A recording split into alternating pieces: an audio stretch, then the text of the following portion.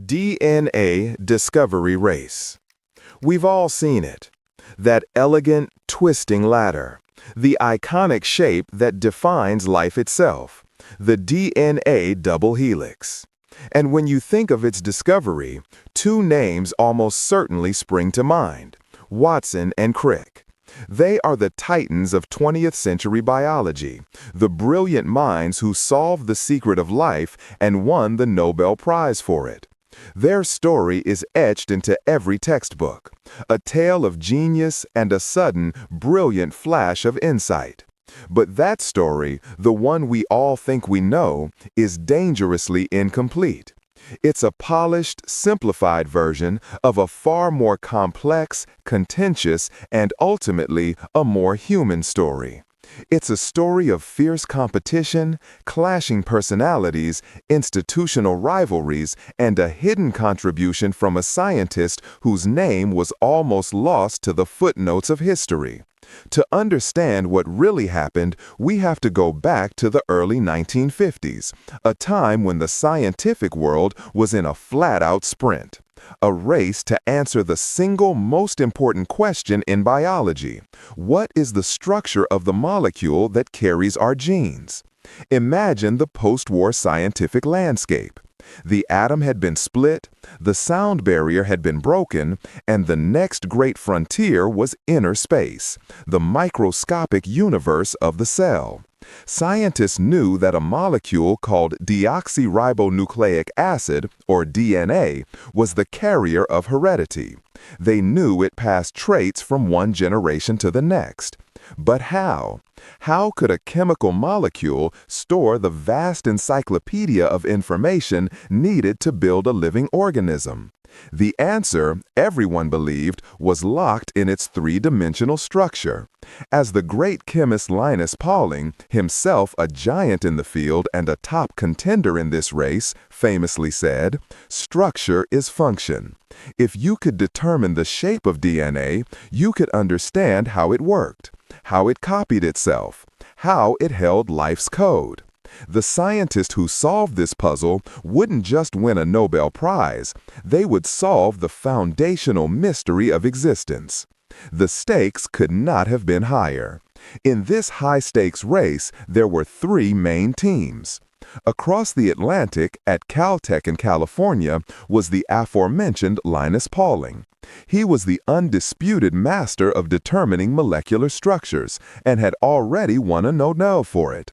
He was the odds-on favorite, and the fear that he would solve it first was a constant pressure on the other teams. The main European front was split between two rival institutions in the United Kingdom. At the University of Cambridge, in the prestigious Cavendish Laboratory, were James Watson and Francis Crick. They were the odd couple of science.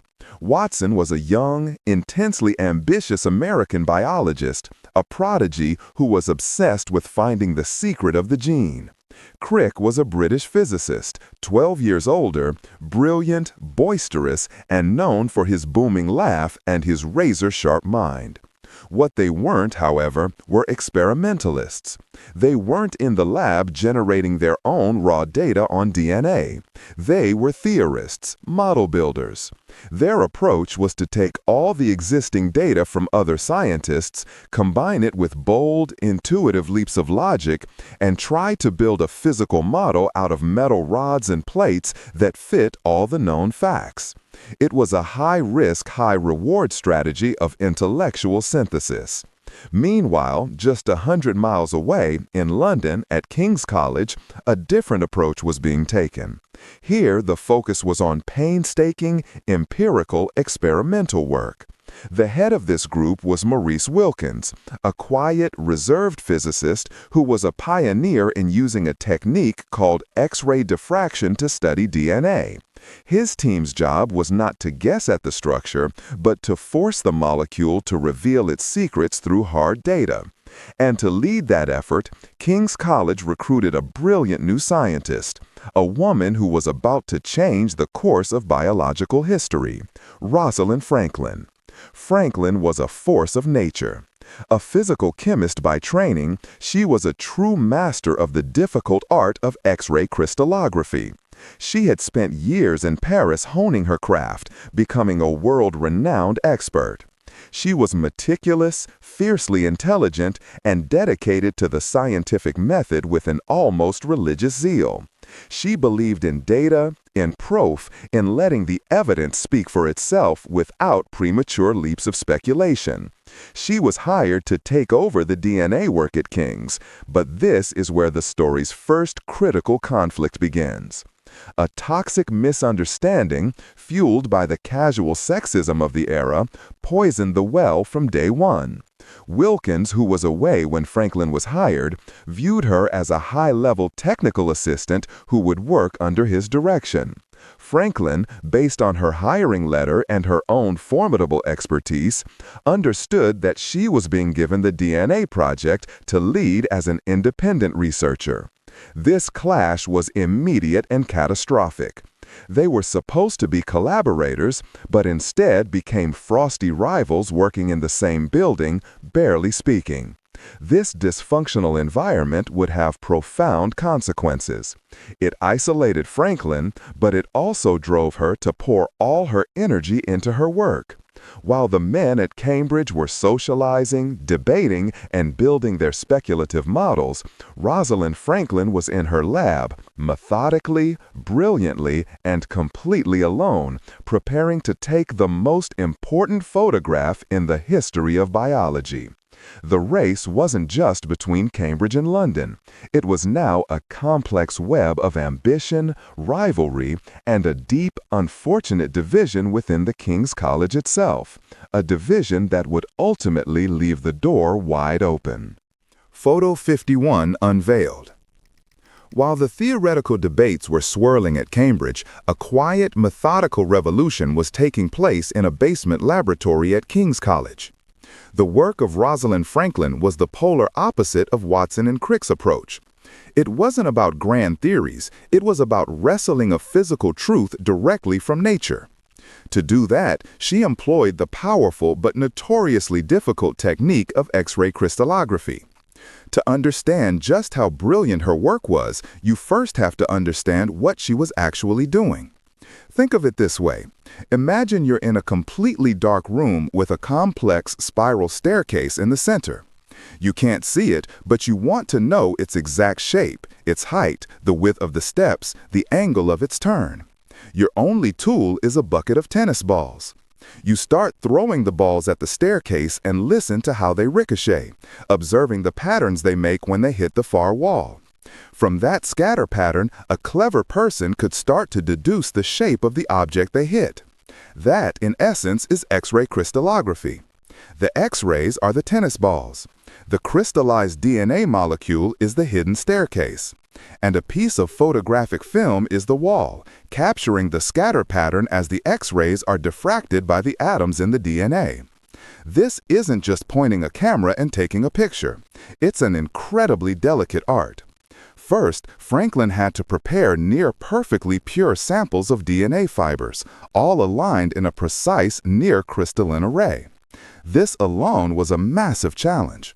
Then, she had to build and refine her own equipment, including a microcamera she custom-designed to shoot a finer, more focused X-ray beam than anyone had used on the molecule before. Her most crucial breakthrough, however, was in controlling the environment. She discovered that DNA fibers produced different diffraction patterns depending on the humidity in the chamber. This led her to a monumental discovery that had eluded everyone else. DNA existed in two distinct forms. There was a drier crystalline form she labeled the A form, and a wetter, longer form she called the B form. Previous researchers had been unknowingly capturing blurry images that mixed the two forms together, creating confusing and uninterpretable data. Franklin was the first person to successfully separate them, a vital step that allowed her to study the molecule's true structure with unprecedented clarity. She turned her attention to the B form. Setting up her meticulously prepared sample, she began a grueling process of exposure. For over 100 hours, she bombarded the tiny DNA fibers with a pinpoint X-ray beam. In May 1952, working with her PhD student Raymond Gosling, she developed the film. The result was a single, stunning image. It was designated Photo 51. It wasn't just another blurry smudge, it was a thing of stark geometric beauty and immense informational power. To the untrained eye, it's just a fuzzy X surrounded by a diamond pattern of smudges. But to a skilled crystallographer like Franklin, it was a revelation. It was the smoking gun. Let's break down what Photo 51 revealed, just as Franklin did in her notebooks. First and most obviously was the prominent X shape dominating the image. In the language of crystallography, that is the unmistakable signature of a helix. There was no longer any doubt DNA was a spiral. Second, the rungs of the X pattern, the distinct horizontal smears, gave the exact distance between the repeating units of the helix. She could measure this with precision, 3.4 nanometers for a full turn, with 10 steps per turn. Third, there were smudges that were conspicuously. The fourth layer line on the X was absent.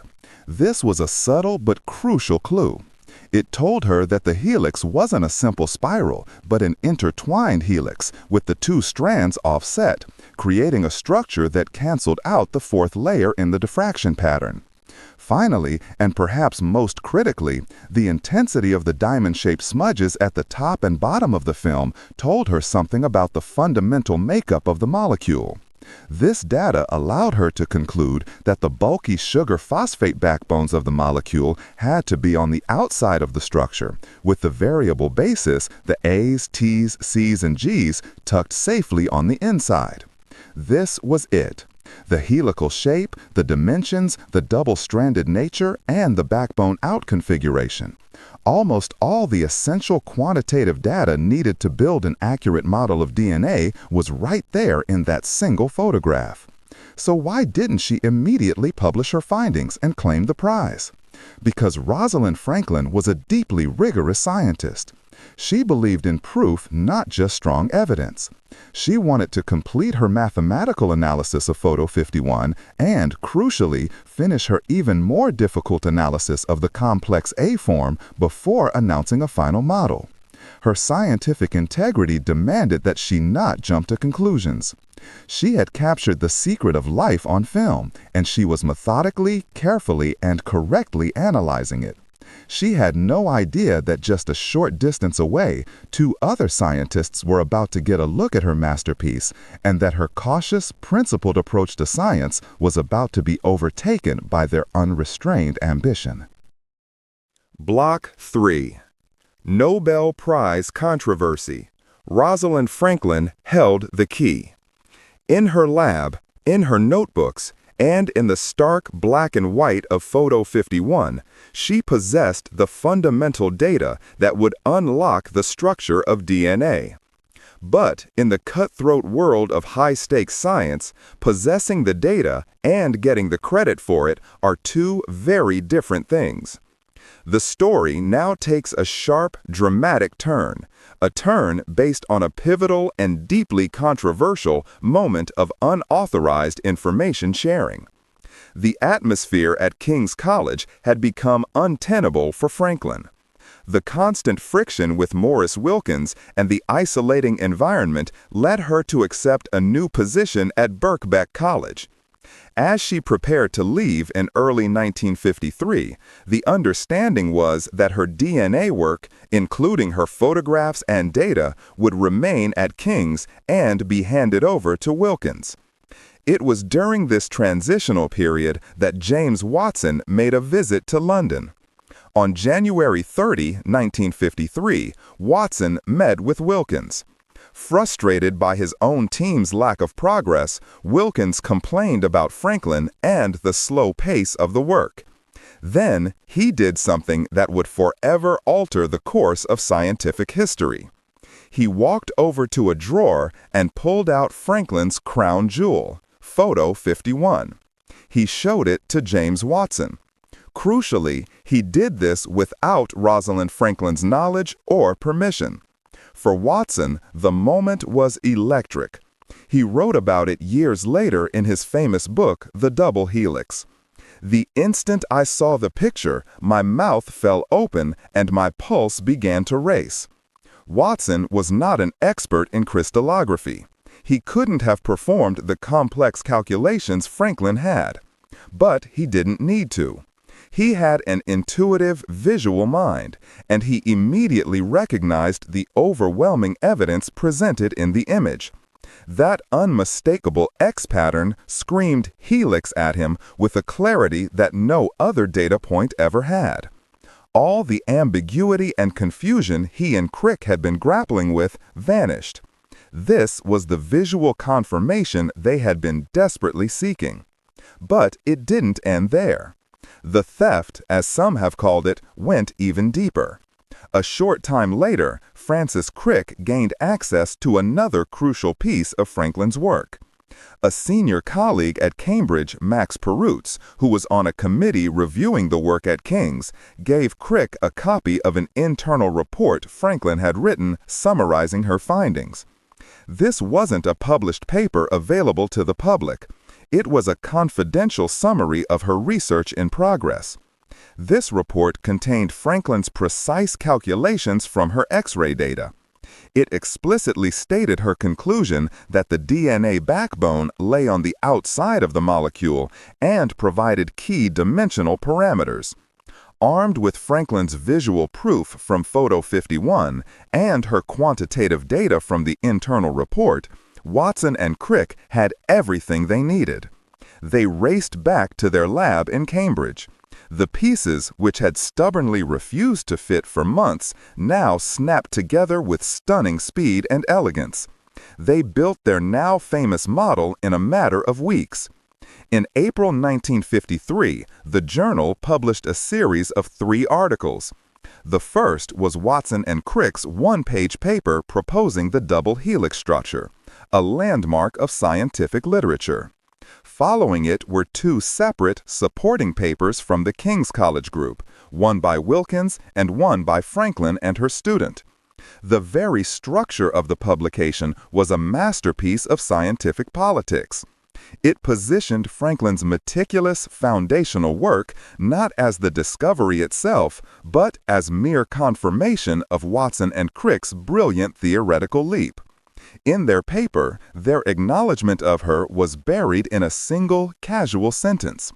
We have also been stimulated by a knowledge of the general nature of the unpublished experimental results and ideas of Dr. M., Dr. R.E. Wilkins, and their co-workers at King's College, London.